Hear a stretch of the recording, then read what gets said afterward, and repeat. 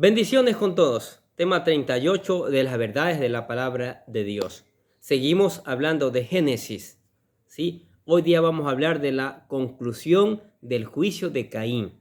Y vamos a utilizar Génesis capítulo 4, versículo del 13 al 16. Pero vamos a ir leyendo primero el versículo 13, que dice: Caín respondió al Señor: mi castigo es demasiado grande para ser soportado.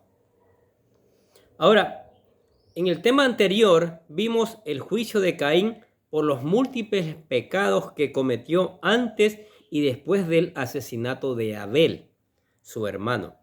Vimos que el Señor, antes que otra cosa, le dio la oportunidad de arrepentirse, pero Caín rechazó la gracia de Dios. Entonces Dios inició el juicio y dictó la sentencia.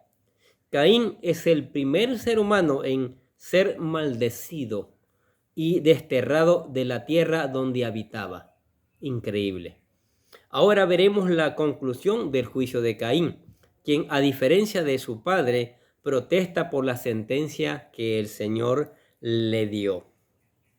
Ahora, en hebreo, este versículo 13 puede tener un significado alterno por las palabras avon, que tiene el significado ambiguo de castigo o pecado o maldad, y nasha, que puede significar soportar o perdonar.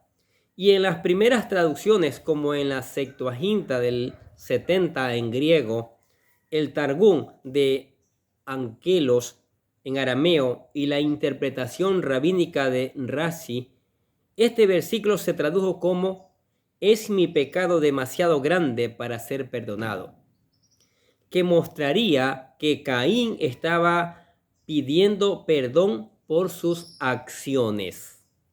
Pero en las traducciones más recientes en el español se llegó al consenso que, por el contexto de los siguientes versículos, tenemos que lamentablemente Caín no se lamentará por sus actos, sino más bien reclama por las consecuencias de su castigo quíntuple.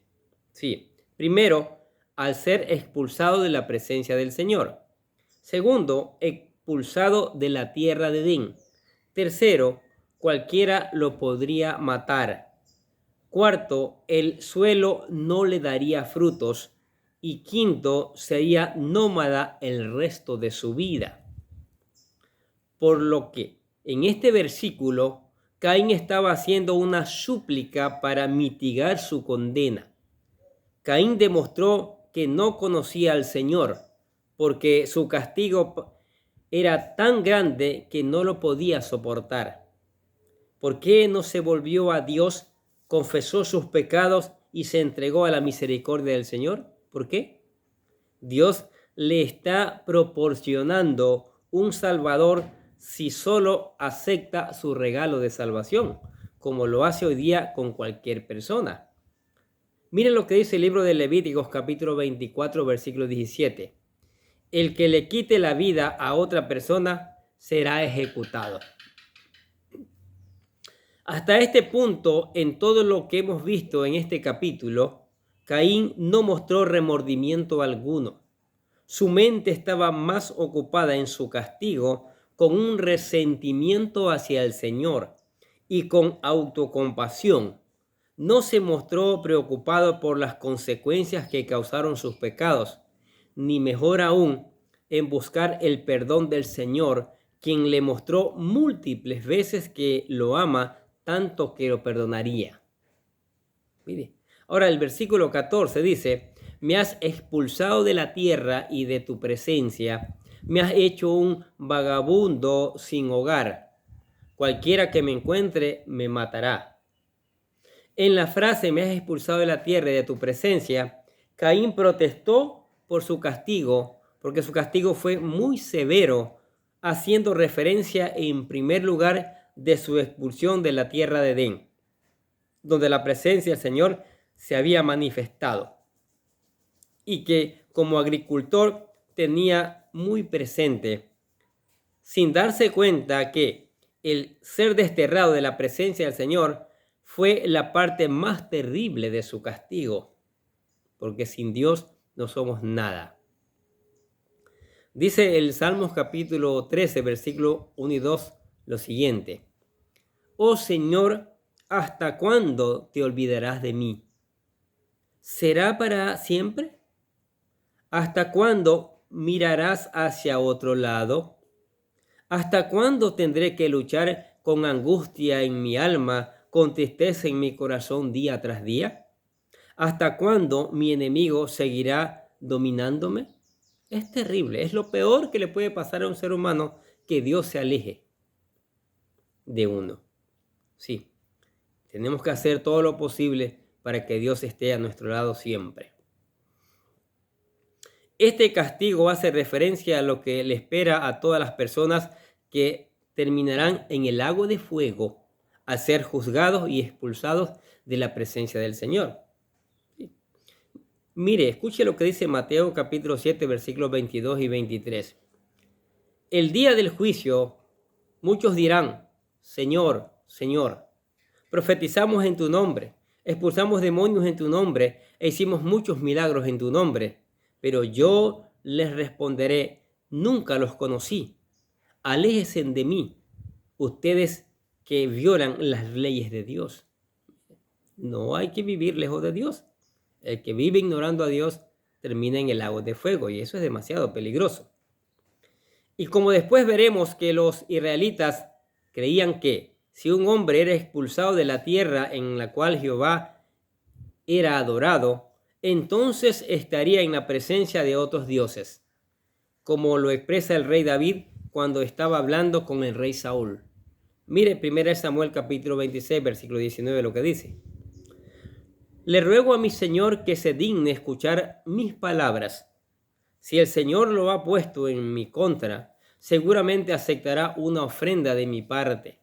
Pero si es algo provocado por alguien, que el Señor mismo maldiga a quienes me han obligado a vivir fuera de la tierra que el Señor me ha dado, y me hacen servir a dioses ajenos. ¿Se da cuenta? El pecado de Caín lo estaba separando espiritualmente del Señor. Caín parece tener más miedo a una muerte corporal que preocuparse por su alma y por el bienestar eterno de la misma, ya que él pensaba que al estar en su cuenta, sin la protección de Dios o de su familia, cualquiera podía tomar venganza por la muerte de Abel. Pero Dios está en todas partes. Él es omnipresente. Lo que Caín iba a carecer es del favor y de la voluntad de Dios hacia él, así como también de estar en donde se encontraba la gloria de Dios, el lugar en donde se encontraba el culto público y donde los hombres podían adorar a Dios, ofrecerle sacrificios y tener comunión con Él. Todo eso perdió Caín. Todo eso pierde aquel que se aleja de Dios. Cualquiera que me encuentre me matará, dice el versículo. Contrario a la creencia común de que cuando Caín mató a Abel había solamente 4 personas viviendo en la tierra, lo que la Biblia nos enseña es que Adán y Eva tuvieron muchos hijos por la encomienda de Dios. ¿Se acuerda Génesis 1:28? Que se multipliquen. Y como vimos anteriormente en Génesis capítulo 4, versículo 3, hubo una ventana de tiempo de más de 100 años en lo que este fratricidio pudo ocurrir. Así que la tierra pudo haber sido poblada por más de 1000 habitantes, entre ellos nietos y bisnietos de la 5ª generación de nuestros primeros padres. Esto explica por qué Caín estaba preocupado que otras personas pudieran matarlo en venganza por la muerte de Abel. No como dicen aquellas teorías que Dios no solo hizo una pareja, hizo varias parejas. Eso es falso, eso es mentira. La Biblia dice que Dios hizo solo a Eva y Adán. Génesis capítulo 1, versículo 28 dice: Luego Dios los bendijo con las siguientes palabras: Sean fructíferos y multiplíquense, llenen la tierra y gobiernen sobre ella.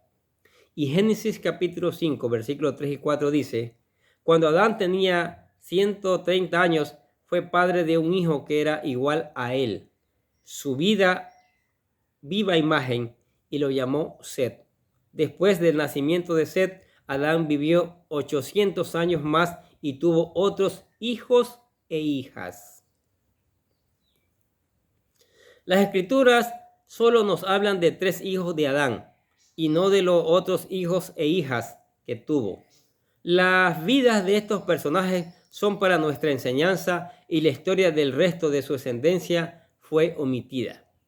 En este comentario de Caín nos muestra que él vivía bajo los horrores de una conciencia culpable. Leamos lo que dice Números capítulo 35, versículos 16 al 19. Sin embargo, si alguien golpea y mata a otro con un objeto de hierro, con una piedra en la mano, con un objeto de madera, comete homicidio y el asesino debe ser ejecutado. El pariente más cercano de la víctima es el responsable de quitarle la vida al asesino. Cuando ellos se encuentren, el vengador debe quitarle la vida al asesino. Entonces ya había más personas. Caín tenía miedo de eso. Versículo 15.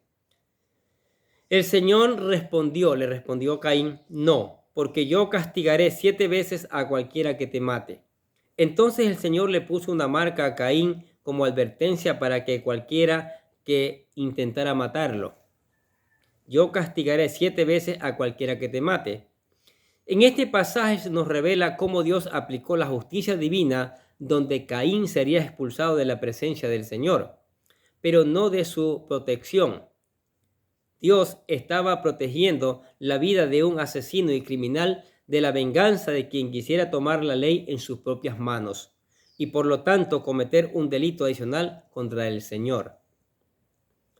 Ahora, la misericordia del Señor en este caso nos resulta difícil de entender, pero no hay que olvidar que Él es un juez justo que no va a dejar nada sin castigo. Caín es parte de su plan de salvación de la humanidad. Dios va a decretar más adelante la pena de muerte para cualquiera que matare intencionalmente a otra persona. Pero en el caso de Caín, debemos tener en cuenta que la sentencia de muerte ya se había pronunciado sobre toda la humanidad por el pecado de Adán. Por lo tanto, pronunciar una sentencia de muerte adicional sobre Caín por su nuevo crimen no tendría ningún sentido. Génesis capítulo 9, versículos 5 y 6 dice, yo exigiré la sangre de cualquiera que le quite la vida a otra persona. Si alguien quita la vida a una persona, vida humana, la vida de esa persona también será quitada por manos humanos, pues Dios hizo a los seres humanos a su propia imagen. También debemos tener en cuenta que Dios todavía sostenía la espada de la justicia en sus propias manos. Este derecho de vida o muerte pertenece únicamente al Creador, ya que Él no había delegado su autoridad en ningún tribunal humano para aplicar la justicia. Por lo tanto, ningún hombre tenía ningún derecho para llamar a Caín a que rindiera cuentas por el crimen que había cometido. El Señor estaba previniendo el esparcimiento de la violencia y derramamiento de sangre que escalaría por la venganza entre miembros de la misma familia. Levítico capítulo 19, versículo 18 dice, no busques vengarte, no guardes rencor contra tus hermanos israelitas, sino ama a tu prójimo como a ti mismo, yo el Señor. Y Deuteronomio capítulo 32, versículo 39 dice, miren ahora, yo mismo soy Dios, no hay otro Dios aparte de mí. Yo soy el que mata y el que da vida. Soy el que hiere y el que sana. Nadie puede ser librado de mi mano poderosa. ¿Qué les parece? Nadie puede ser librado de la mano poderosa del Señor. El número 7 en la Biblia significa perfección, totalidad.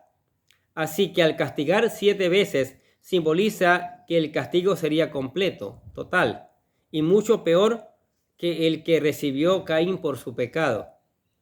En las primeras traducciones en arameo del Targum de Onkelos y Jonathan, el castigo abarca también la descendencia de quien se vengue hasta por 7 generaciones. Otra interpretación fue que 7 muertes serían exigidas como castigo dentro de la familia del asesinado. Segunda de Samuel, capítulo 21, versículos 5 y 6 dice lo siguiente: ellos respondieron: fue Saúl quien planeó destruirnos para impedir que tengamos un lugar en el territorio de Israel. Así que entreguemos 7 hijos de Saúl y los ejecutaremos delante del Señor en Gabaón, en el monte del Señor. Muy bien, dijo el rey, lo haré. Mire. Ahora, el Señor le puso una marca a Caín. La marca, el hecho de que Dios tuviera que poner una marca a Caín, confirma que la población era la suficientemente grande como para que Caín necesitara ser distinguido del resto de la humanidad con una protección divina. Esta marca es una prueba del poder del Señor. Apocalipsis capítulo 9, versículos 3 y 4 dice: entonces del humo salieron langostas y descendieron sobre toda la tierra, y se les dio poder para picar como escorpiones. Se les ordenó que no dañaran la hierba, ni las plantas, ni los árboles, sino solamente a las personas que no tuvieran el sello de Dios en la frente o la marca. Dado que Dios no nos explica qué fue esta marca, las conjeturas de los hombres son vanas. Puede ser una marca en una persona, puede ser algún tipo de tótem, prenda o señal externa, pero lo que haya sido fue una señal para que Caín pudiera estar tranquilo.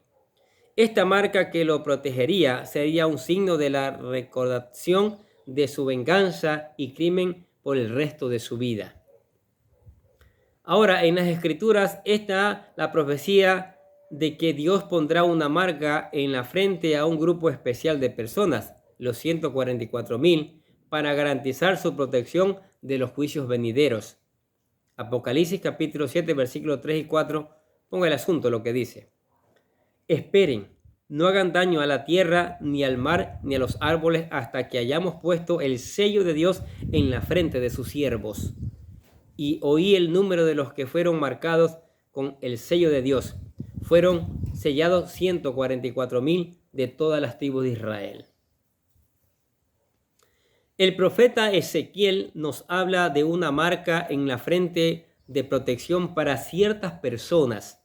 La palabra en hebreo que se utiliza es la misma de este versículo para marca, tat, marca, o símbolo de identidad, pero también es el nombre de la última letra del alfabeto hebreo, tat. En hebreo cada letra tiene un significado y tat significa marca, señal, pacto o alianza. Lo curioso es que esta letra antes, en los tiempos de Ezequiel, se escribía como una cruz en paleo hebreo. Así que no me sorprendería que las marcas en la frente de que hace referencia las Escrituras sea una letra tat. Miren lo que dice Ezequiel capítulo 9, versículo 4. Le dijo: recorre las calles de Jerusalén y pon una marca en la frente de todos los que lloren y suspiren por los pecados detestados que se cometen en la ciudad. Ezequiel también nos habla de otra marca de Dios con la cual Él marca a sus elegidos como suyos al remover el corazón de piedra que tienen y darles su espíritu. En su marca de salvación, los que deben de buscar a toda costa en la vida. Segunda de Corintios 1:22 dice: y nos identificó como suyos al poner al Espíritu Santo en nuestro corazón como un anticipo de garantía de todo lo que Él nos ha prometido. Y Efesios capítulo 1, versículo 13 dice: y ahora ustedes, los gentiles, también han oído la verdad, la buena noticia de que Dios los salva.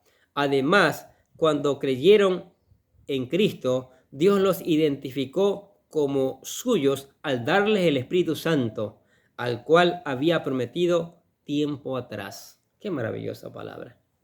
Ahora el versículo 16.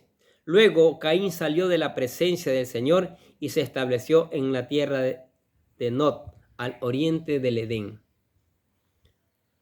Adán y su familia se encontraban en la tierra de Edén y probablemente continuaron adorando a Jehová a la entrada del paraíso donde se encontraban los querubines. La región de Edén debió haber sido muy grande, como un país entero que era bañado por 4 ríos, como dice Génesis capítulo 2, versículo del 10 al 14. Y dentro de su territorio se encontraba el jardín del Edén. Cuando Caín fue expulsado de la tierra del Edén, se consideraba que él estaba más allá del alcance de la visión de Dios.